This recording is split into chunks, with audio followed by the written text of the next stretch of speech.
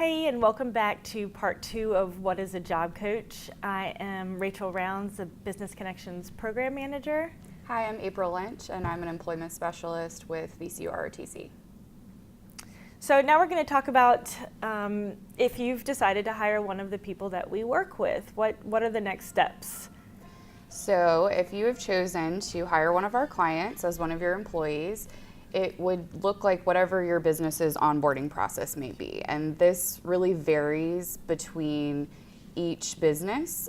Some businesses may have a new employee orientation where we will come along and attend this with our clients. Also, we know that paperwork is typically a part of this process as well, and we are happy to serve as the support and liaison in that process to make sure that that is completed in an efficient manner.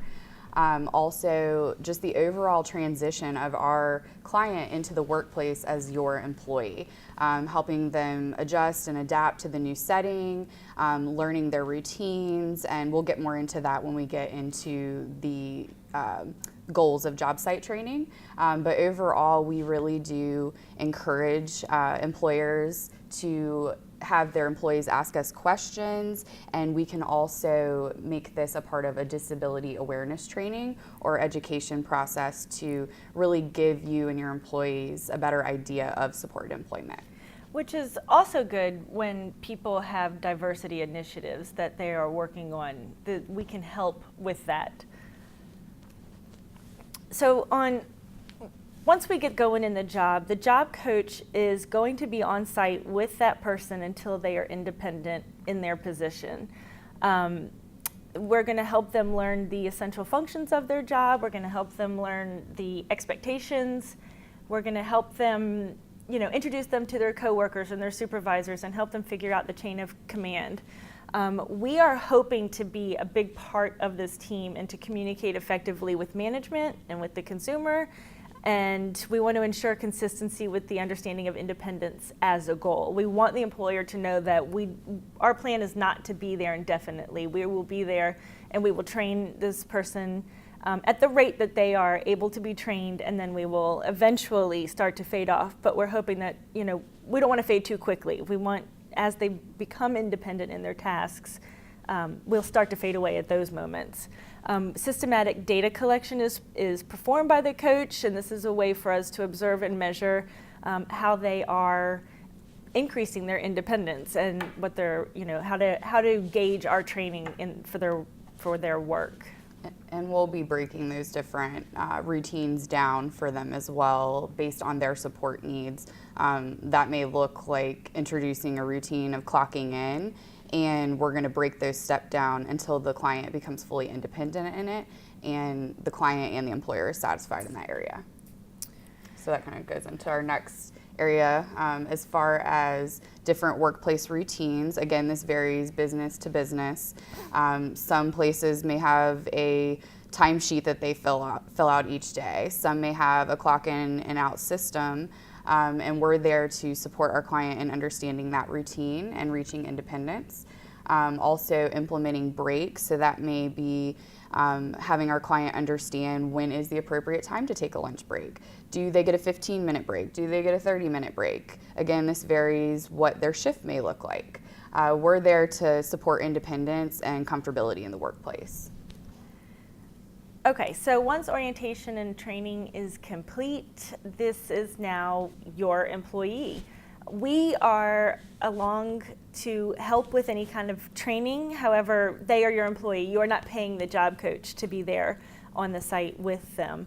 The job coach will help oversee any adjustments that need to be made on the workplace.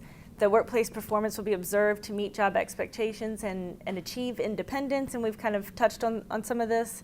And again, we always encourage employers and coworkers to ask us questions so we can help educate. That's another part of our goal, is to educate the people around our consumers. And we like to rely on natural supports that are on the job site. Somebody that would help us exit the job site, as a prompt. They could use prompts like, hey, April, it's time for lunch, so the job coach doesn't have to be there to do that, but maybe one of their coworkers is happy to step in and be a natural support for them. And, our client may be completely independent in their work routine, but something unpredictable comes up that day. And, we all like to have a friend at work to rely on in novel situations. So really just having that support until a job coach can come on site to really, figure out what that issue may be and then to problem solve. So once the individuals become independent in their positions, we start to fade, which I had mentioned earlier, and this can look different for everybody.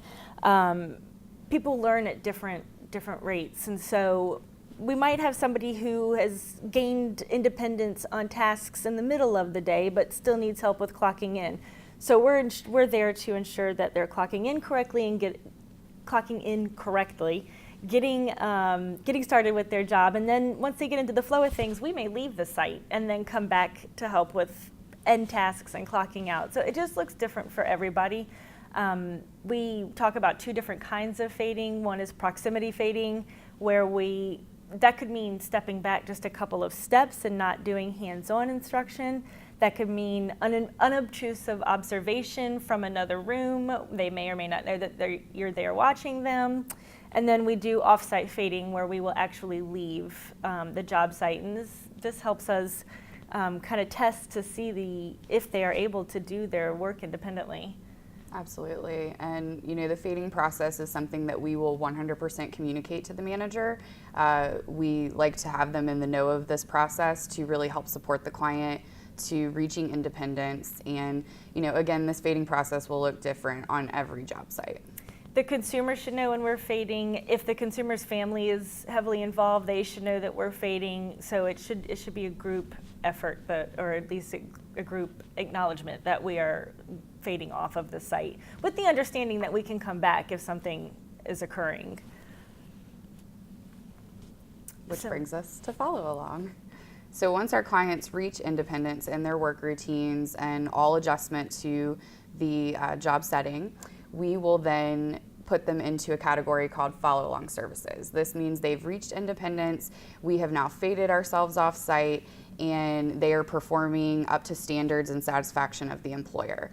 But this doesn't mean that we're gone. We are still behind the scenes, and we are happy to come back on site as much as possible.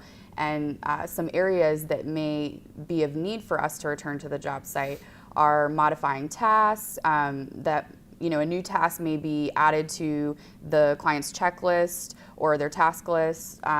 Also, maybe they're promoted because they're performing that well and they are moving up into a different position, or just gaining additional responsibilities that take some additional training as well. Or unfortunately, at times we may see some decrease in productivity, or maybe some issues that are going on with the client that we need to just come in and help them problem solve and get them back to feeling comfortable again with their position, and just really communicating with the employer about keeping them in that independent area and what we need to do to make that happen.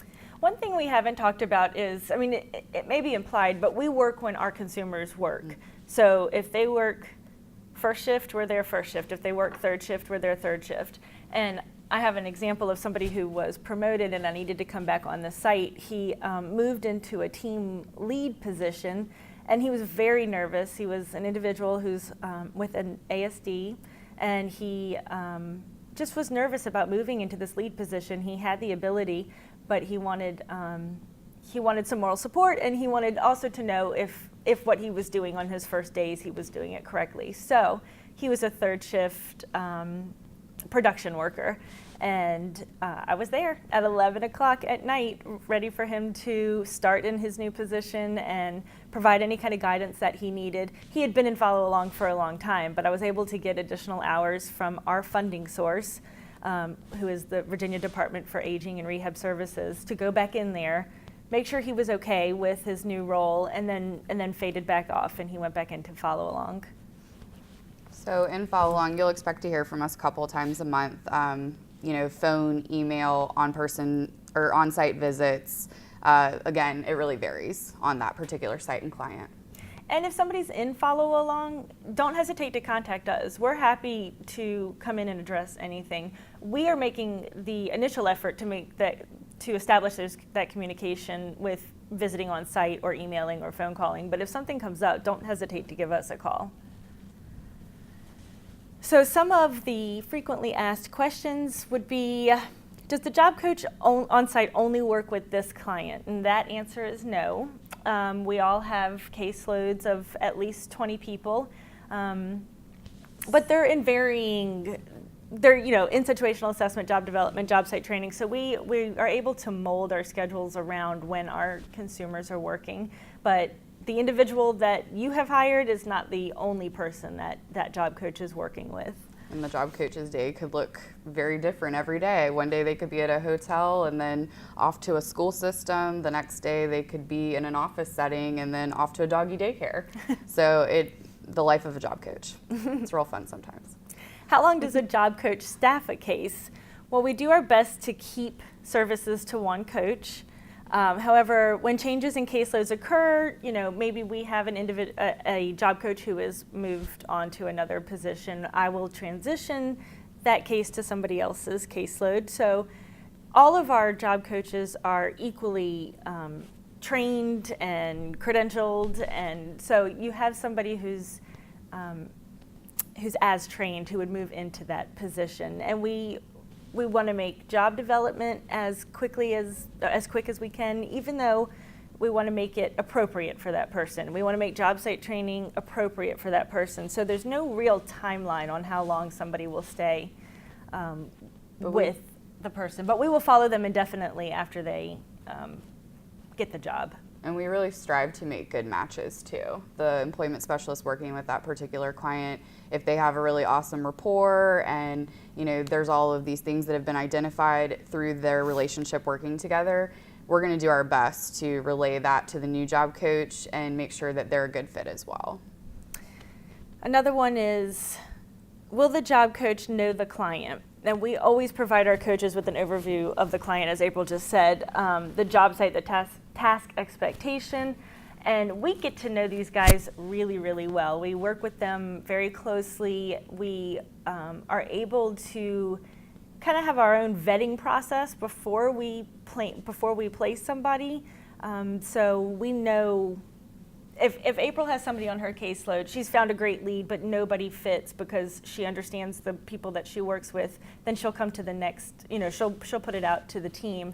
I have this great lead, but I don't have a good fit for it. Does anybody else have a good fit for it? So we do get to know them very well. And then how can the employer best support the job coach? Really what we want is just open communication. We want you to reach out to us if there's an issue. We want you to reach out to us if something great's going on. We really want to be involved in the success of the individuals that we serve. And not being afraid to think outside of the box. Sometimes advocating the business needs to us may have us come up with a great idea of a good fit for a task for that client. So just really being open to being creative in the process as well as meeting your standards for your business. Well, that brings us to the end of part 2 of What is a Job Coach? Again, if you have any questions, don't hesitate to post on the web board. And thanks for taking the time to listen to April and myself. Thank you.